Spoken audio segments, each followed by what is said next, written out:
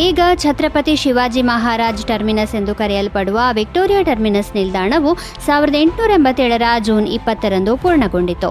ಮುಂಬೈನ ಈ ಐತಿಹಾಸಿಕ ರೈಲು ನಿಲ್ದಾಣವನ್ನು ವಿಕ್ಟೋರಿಯಾ ರಾಣಿಯ ಸುವರ್ಣ ಮಹೋತ್ಸವದ ಸಂದರ್ಭದಲ್ಲಿ ಉದ್ಘಾಟಿಸಲಾಯಿತು ಮತ್ತು ಅವರ ಗೌರವಾರ್ಥವಾಗಿ ಹೆಸರಿಸಲಾಯಿತು.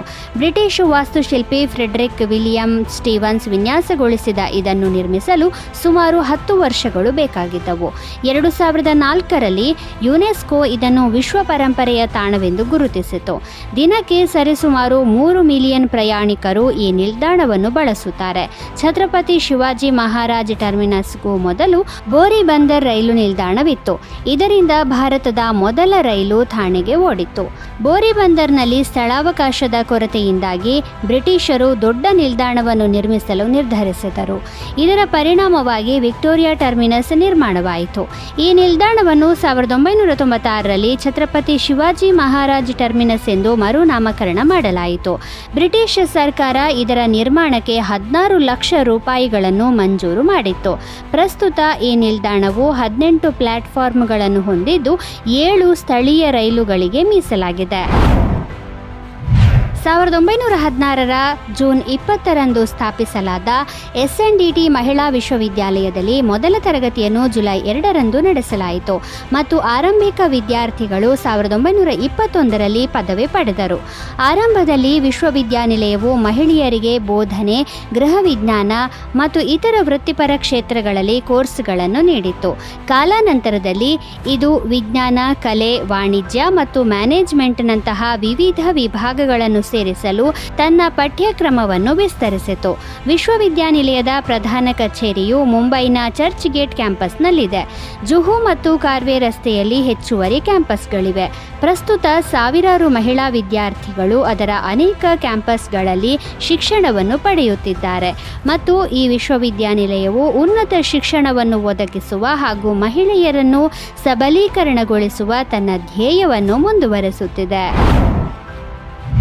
1840ರ ಜೂನ್ 20ರಂದು ಸ್ಯಾಮುಯೆಲ್ ಮೋರ್ಸ್ ಅವರು ಟೆಲಿಗ್ರಾಫ್ಗಾಗಿ US ಪೇಟೆಂಟ್ ಪಡೆದರು. ಅವರು ಅಭಿವೃದ್ಧಿಪಡಿಸಿದ ತಂತ್ರಜ್ಞಾನಕ್ಕೆ ಅಧಿಕೃತವಾಗಿ ಕಾನೂನು ಹಕ್ಕುಗಳನ್ನು ನೀಡಲಾಯಿತು. ಸ್ಯಾಮುಯೆಲ್ ಮೋರ್ಸ್ ಒಬ್ಬ ಅಮೆರಿಕನ್ ವರ್ಣಚಿತ್ರಕಾರ ಮತ್ತು ಸಂಶೋಧಕ. ಟೆಲಿಗ್ರಾಫ್ ಮತ್ತು ಮೋರ್ಸ್ ಕೋಡ್ ರಚಿಸಿದ್ದಕ್ಕಾಗಿ ಹೆಸರುವಾಸಿಯಾಗಿದ್ದಾರೆ. ಅವರು 1830 ಮತ್ತು 1840ರ ಅವಧಿಯಲ್ಲಿ ಟೆಲಿಗ್ರಾಫ್ ಅನ್ನು ಅಭಿವೃದ್ಧಿಪಡಿಸಿದರು ಮತ್ತು ಮೋರ್ಸ್ ಕೋಡ್ ಅನ್ನು ಮೋರ್ಸ್ ಮತ್ತು ಅವರ ಸಹೋದ್ಯೋಗಿ ಆಲ್ಫ್ರೆಡ್ ವೈಲ್ ಜೊತೆಯಾಗಿ ಅಭಿವೃದ್ಧಿಪಡಿಸಿದರು.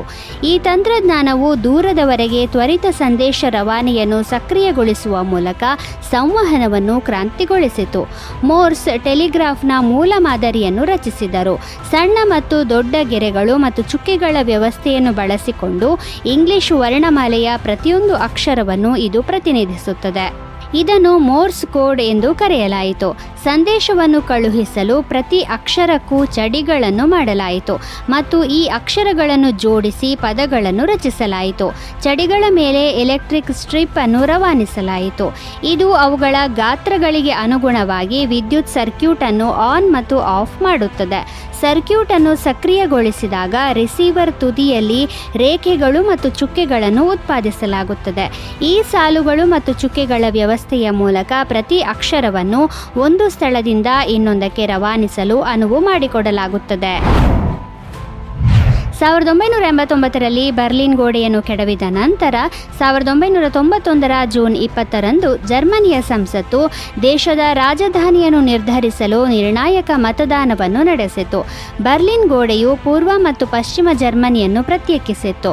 ಹಿಂದೆ ಪಶ್ಚಿಮ ಜರ್ಮನಿಗೆ ಬಾನ್ ರಾಜಧಾನಿಯಾಗಿತ್ತು ಮತ್ತು ಪೂರ್ವ ಜರ್ಮನಿಗೆ ಬರ್ಲಿನ್ ರಾಜಧಾನಿಯಾಗಿತ್ತು. ಹೊಸ ಏಕೀಕೃತ ರಾಜಧಾನಿಯನ್ನು ನಿರ್ಧರಿಸಲು ಮತದಾನವಾಗಿತ್ತು. ಬರ್ಲಿನ್ 337 ಮತಗಳನ್ನು ಪಡೆದುಕೊಂಡು 320 ಮತಗಳನ್ನು ಪಡೆದ ಬಾನ್ ಅನ್ನು ಹಿಂದಿಕ್ಕಿತು. ಪರಿಣಾಮವಾಗಿ ಬರ್ಲಿನ್ ಹೊಸದಾಗಿ ಏಕೀಕೃತ ಜರ್ಮನಿಯ ರಾಜಧಾನಿಯಾಯಿತು ಮತ್ತು ಅಂದಿನಿಂದ ಈ ಸ್ಥಾನಮಾನವನ್ನು ಹೊಂದಿದೆ. ವಿಶ್ವ ಸಮರ 2ರ ನಂತರ ಪೂರ್ವ ಜರ್ಮನಿಯಿಂದ ಅನೇಕ ವೃತ್ತಿಪರರು ಪಶ್ಚಿಮ ಜರ್ಮನಿಗೆ ವಲಸೆ ಹೋದರು. ಪೂರ್ವ ಜರ್ಮನಿಯು 1961ರಲ್ಲಿ 155 ಕಿಲೋಮೀಟರ್ ಉದ್ದದ ಬರ್ಲಿನ್ ಗೋಡೆಯನ್ನು ನಿರ್ಮಿಸಲು ಪ್ರೇರೇಪಿಸಿತ್ತು. 1877 ಜೂನ್ 20ರಂದು ಕೆನಡಾದ ಒಂಟಾರಿಯೋದ ಹ್ಯಾಮಿಲ್ಟನ್ನಲ್ಲಿ ವಿಶ್ವದ ಮೊದಲ ವಾಣಿಜ್ಯ ದೂರವಾಣಿ ಸೇವೆಯನ್ನು ಪ್ರಾರಂಭಿಸಲಾಯಿತು. 1876ರಲ್ಲಿ ಟೆಲಿಫೋನ್ ಅನ್ನು ಕಂಡುಹಿಡಿದ ಅಲೆಕ್ಸಾಂಡರ್ ಗ್ರಹಾಂ ಬೆಲ್ 1 ವರ್ಷದ ನಂತರ ಈ ಸೇವೆಯನ್ನು ಪ್ರಾರಂಭಿಸಿದರು. ಉದ್ಯಮಗಳು ಮತ್ತು ನಿವಾಸಿಗಳ ನಡುವೆ ಸಂವಹನವನ್ನು ಸುಲಭಗೊಳಿಸುವುದು ಇದರ ಉದ್ದೇಶವಾಗಿತ್ತು. ಅದೇ ವರ್ಷದಲ್ಲಿ ಬೆಲ್ ಅವರು ಬೆಲ್ ಟೆಲಿಫೋನ್ ಕಂಪನಿಯನ್ನು ಸ್ಥಾಪಿಸಿದರು. ಅದು ನಂತರ ಅಮೆರಿಕನ್ ಟೆಲಿಫೋನ್ ಮತ್ತು ಟೆಲಿಗ್ರಾಫ್ ಕಂಪನಿಯಾಗಿ ವಿಕಸನಗೊಂಡಿತು. ಟೆಲಿಫೋನ್ ಜೊತೆಗೆ ಬೆಲ್ ಮೆಟಲ್ ಡಿಟೆಕ್ಟರ್ ಮತ್ತು ಫೋಟೋಫೋನ್ನಂತಹ ಇತರ ಸಾಧನಗಳನ್ನು ಸಹ ಕಂಡುಹಿಡಿದರು. ಫೋಟೋಫೋನ್ ಬೆಳಕಿನ ಕಿರಣಗಳನ್ನು ಬಳಸಿಕೊಂಡು ಧ್ವನಿಯನ್ನು ರವಾನಿಸುತ್ತದೆ.